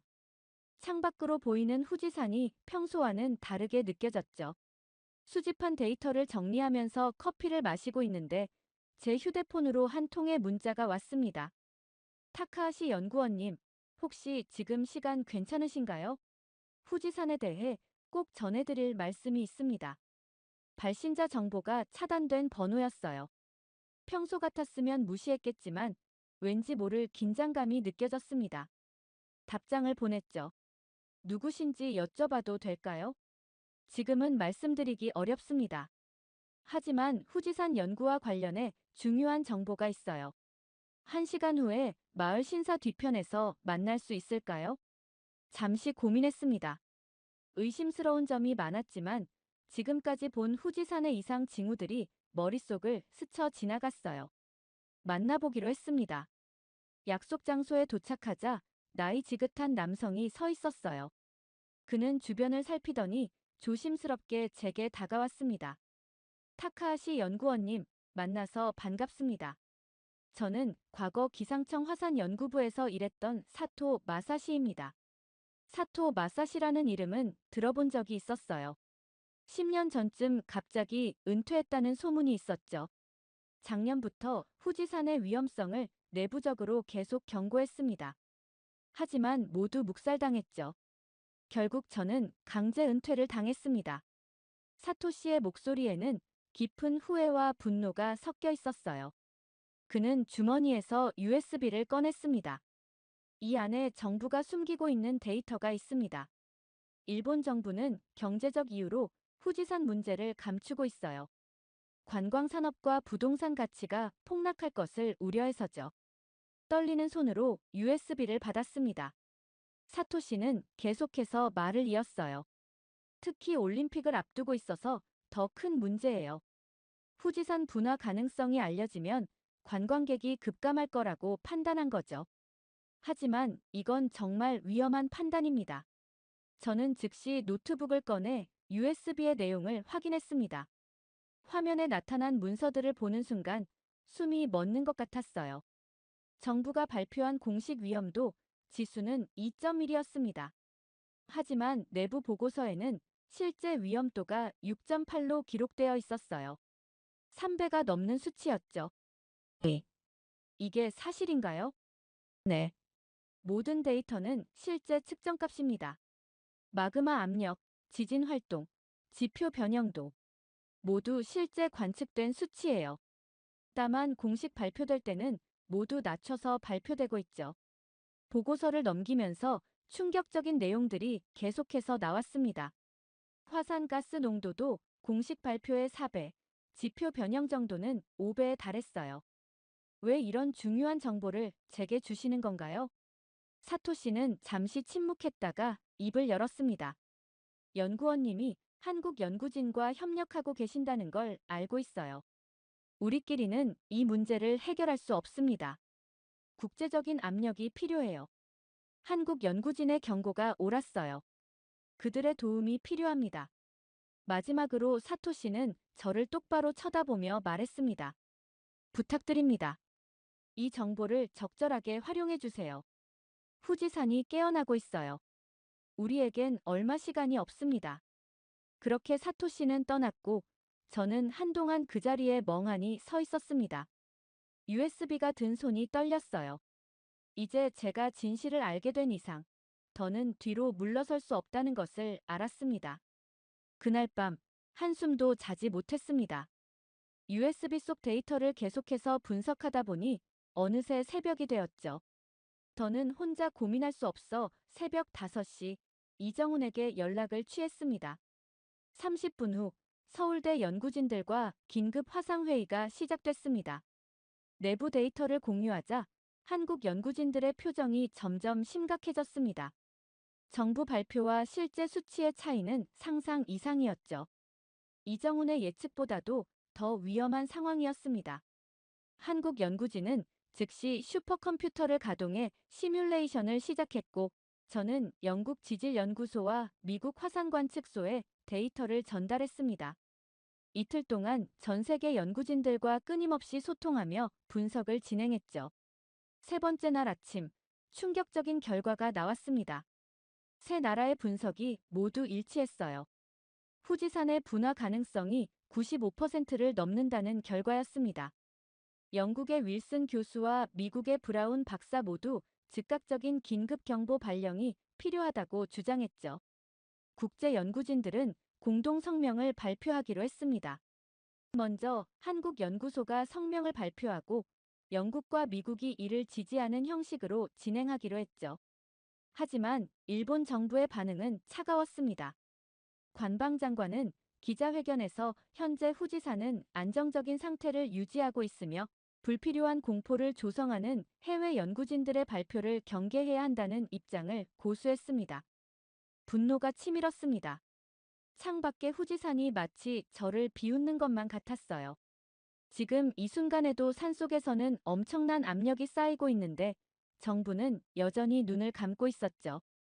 영국과 미국의 언론에서 인터뷰 요청이 쇄도했습니다. 하지만 망설일 수밖에 없었죠.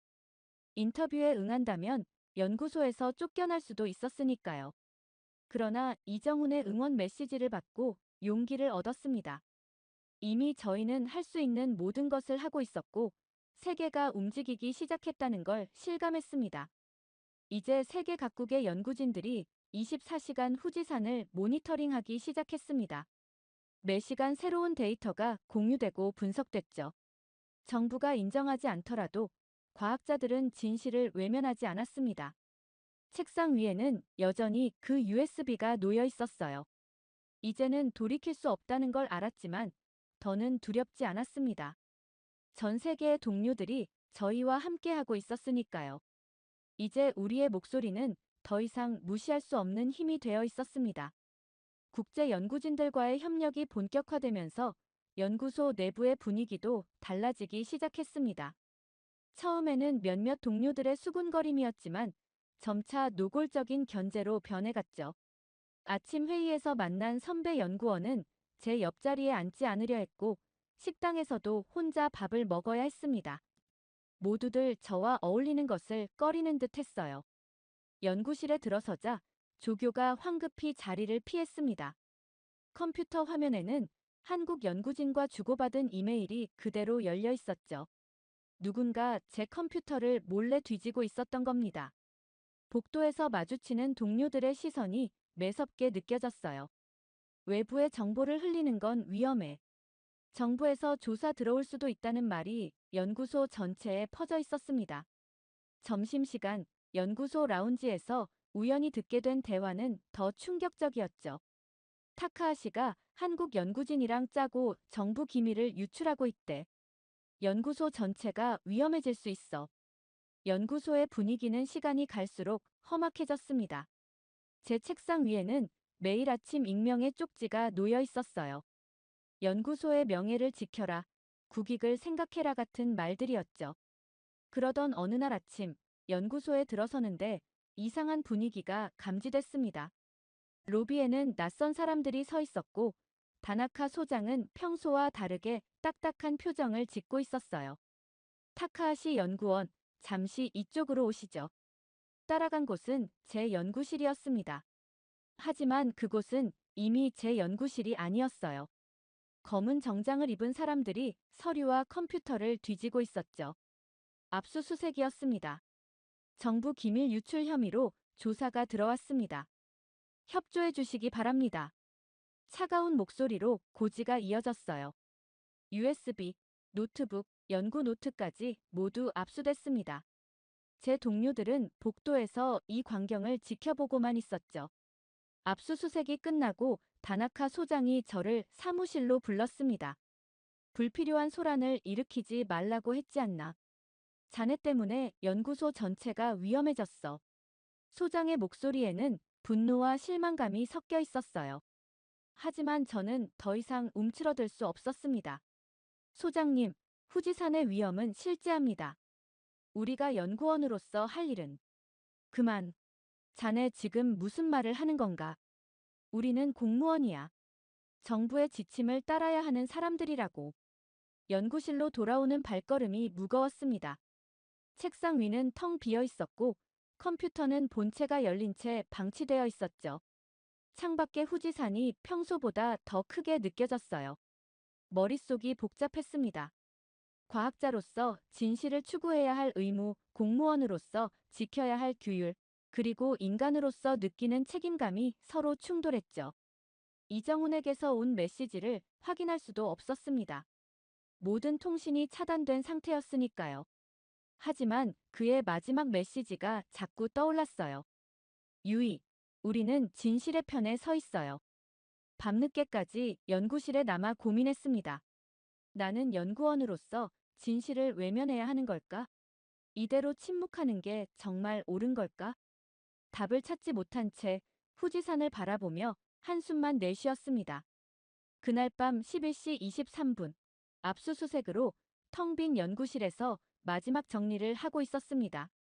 갑자기 책상 위 커피잔이 흔들리기 시작했어요. 처음에는 착각인가 했지만 이내 건물 전체가 흔들렸습니다. 진동이 점점 거세졌어요. 연구실 선반에서 책들이 떨어지고 복도에서는 비상벨이 울리기 시작했습니다. 창 밖을 보니 도쿄 시내가 흔들리고 있었어요. 가로등이 춤추듯 흔들렸고 멀리서 자동차 경보음이 울려 퍼졌습니다. 강진이었습니다.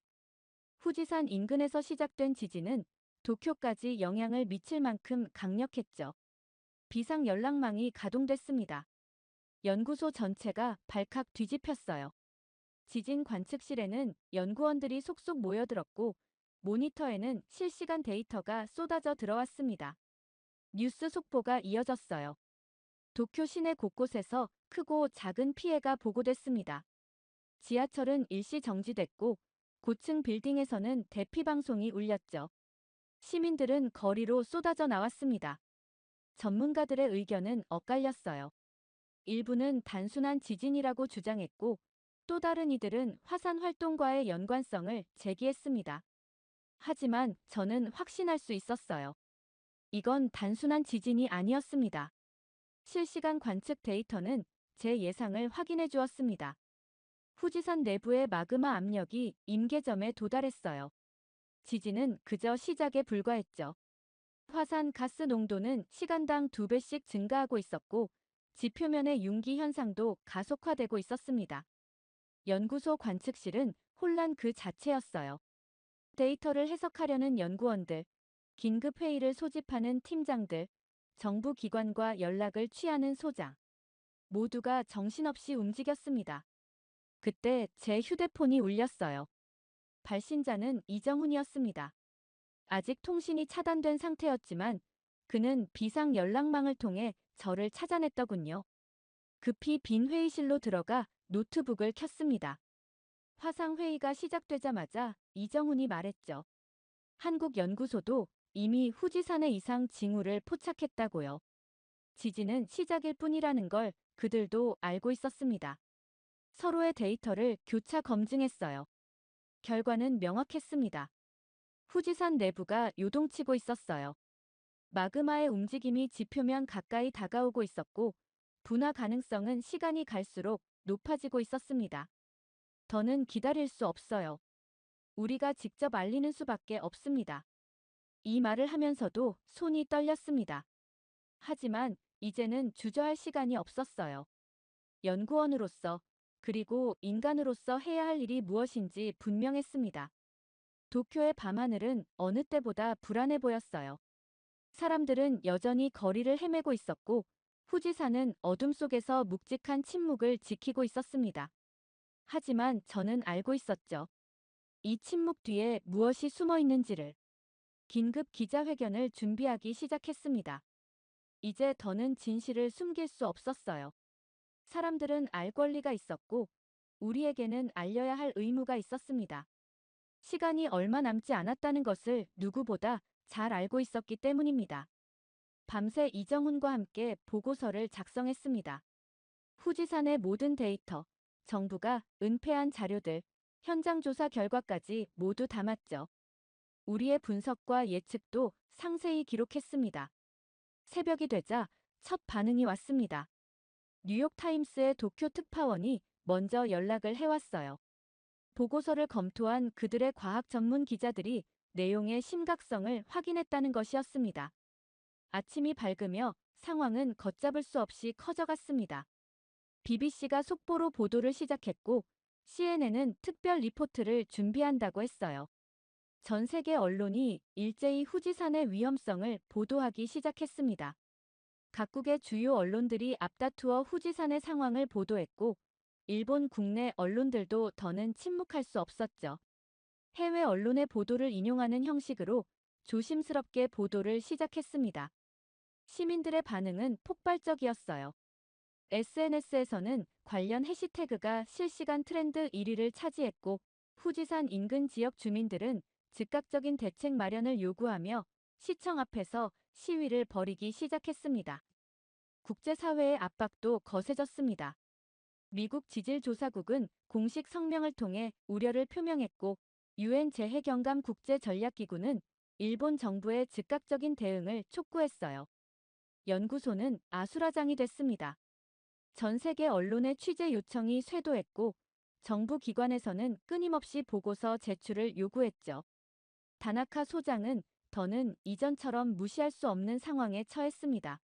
그리고 마침내 일본 정부가 움직였습니다. 관방장관이 긴급 기자회견을 열었어요. 후지산의 화산 활동과 관련하여 국민 여러분께 말씀드리겠습니다. 정부는 즉시 긴급 조사팀을 구성하고 종합적인 대책을 마련하겠습니다. 현재 상황의 심각성을 인지하고 있으며 국민의 안전을 최우선으로 고려하겠습니다. 순간 가슴이 뭉클했습니다. 그동안의 노력이 마침내 결실을 맺는 순간이었죠. 이정훈에게서 메시지가 왔습니다. 우리가 해냈네요. 정부는 즉시 행동에 나섰습니다. 기상청, 국토지리원, 방재과학기술연구소 등 관련 기관이 총동원됐어요. 후지산 주변에는 새로운 관측 장비가 설치됐고 주민 대피 계획도 수립되기 시작했습니다. 연구소의 분위기도 완전히 바뀌었습니다. 전에는 저를 피하던 동료들이 이제는 먼저 다가와 데이터를 공유하자고 제안했어요. 다나카 소장도 공식적으로 사과의 뜻을 전했습니다. 타카하시 연구원, 자네의 용기가 우리 모두를 깨우쳤어. 앞으로는 진실을 외면하지 않는 연구소를 만들어가겠네. 며칠 뒤 도쿄에서 긴급 화산 대책 국제회의가 열렸습니다. 한국, 미국, 영국 등 각국의 전문가들이 모여 대응 방안을 논의했죠. 이제 후지산의 상태는 전 세계가 주목하는 사안이 되었습니다. 창밖의 후지산을 바라보며 생각했습니다. 이제 더는 혼자가 아니었어요. 전 세계의 과학자들이 힘을 모아 이 위기를 극복해낼 것입니다. 진실을 밝히는 것이 얼마나 중요한지, 그리고 그 진실을 위해 싸우는 것이 얼마나 가치 있는 일인지 다시 한번 깨달았습니다. 일주일 후 도쿄 한복판의 정부청사에서 뜻깊은 행사가 열렸습니다. 일본 기상청과 한국 기상청이 후지산 공동 연구를 위한 협약을 체결하는 자리였죠. 저는 그 자리에서 이정훈을 다시 만났습니다. 처음으로 직접 마주한 순간이었어요. 수많은 화상회의와 메시지를 주고받았지만 실제로 만나는 건 처음이었습니다. 협약식이 끝나고 우리는 연구소 옥상으로 자리를 옮겼습니다. 멀리 보이는 후지산을 바라보며 이야기를 나눴죠. 그동안의 일들이 마치 꿈만 같았습니다. 우리가 아니었다면 이 모든 건 그냥 묻혔을지도 몰라요. 제 말에 이정훈은 고개를 끄덕였습니다. 정부의 은폐, 연구소의 침묵, 그리고 그것을 깨뜨리기 위해 우리가 걸어온 길. 모든 것이 주마등처럼 스쳐 지나갔어요. 사람들의 반응은 복잡했습니다. 일본 정부의 늦장 대응을 비판하는 목소리가 컸죠. 하지만 다행히도 빠른 대책 마련으로 최악의 상황은 피할 수 있었습니다. 후지산 주변에는 최첨단 관측 장비들이 설치됐어요. 한국의 기술진과 일본의 연구진이 함께 작업했죠. 실시간 데이터는 양국 연구소에서 동시에 모니터링되고 있었습니다. 연구소의 분위기도 완전히 달라졌어요. 예전에는 제가 지나가면 고개를 돌리던 동료들이 이제는 먼저 인사를 건네고 연구 의견을 물어보기 시작했습니다. 신입 연구원들은 저를 찾아와 조언을 구했어요. 선배님처럼 용기 있는 연구자가 되고 싶습니다. 그들의 말에 부끄러워졌습니다. 저는 그저 연구자로서 당연한 일을 했을 뿐인데요. 한일 공동 연구는 후지산을 넘어 다른 분야로도 확대됐습니다. 지진 예측, 화산 활동 연구, 방제 시스템 구축까지. 양국의 연구진들은 끊임없이 새로운 협력 방안을 모색했죠. 6개월이 지난 어느 날 후지산 정상에 올랐습니다. 이정훈과 함께였어요. 새로 설치된 관측소를 점검하러 간 길이었죠. 정상에서 바라본 풍경은 그야말로 장관이었습니다. 유이, 저기 봐요. 우리가 설치한 관측소예요. 산 곳곳에 설치된 장비들이 태양 아래 반짝였습니다. 그것들은 이제 후지산의 작은 움직임도 놓치지 않고 감지하고 있었죠. 1년이 지난 지금 후지산은 여전히 조용합니다. 하지만 이제는 달라졌어요. 그 고요함 속에 무엇이 숨어 있는지 우리는 알고 있습니다. 24시간 가동되는 관측망이 산의 작은 숨결도 놓치지 않고 있죠. 한일 연구진의 협력은 계속됩니다.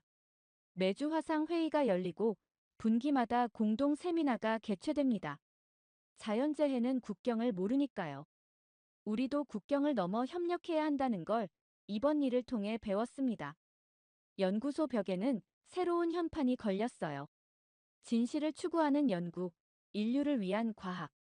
이제 이 말은 단순한 슬로건이 아닌 우리 모두의 가치가 되었습니다. 후지산을 바라보며 생각합니다. 때로는 진실을 말하는 것이 두렵고 힘들 수 있습니다.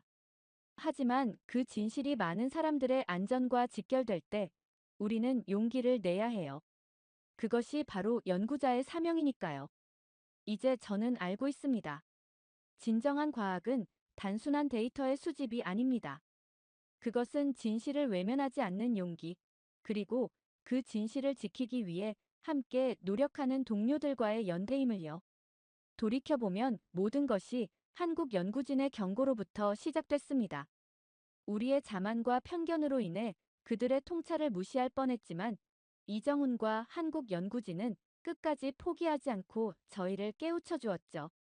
덕분에 일본은 큰 재앙을 피할 수 있었고 더 나아가 국제 협력의 중요성이라는 값진 교훈을 얻었습니다. 이제 후지산은 더 이상 일본만의 산이 아닙니다. 한일 양국이 함께 지키고 연구하는 소중한 자연유산이 되었어요.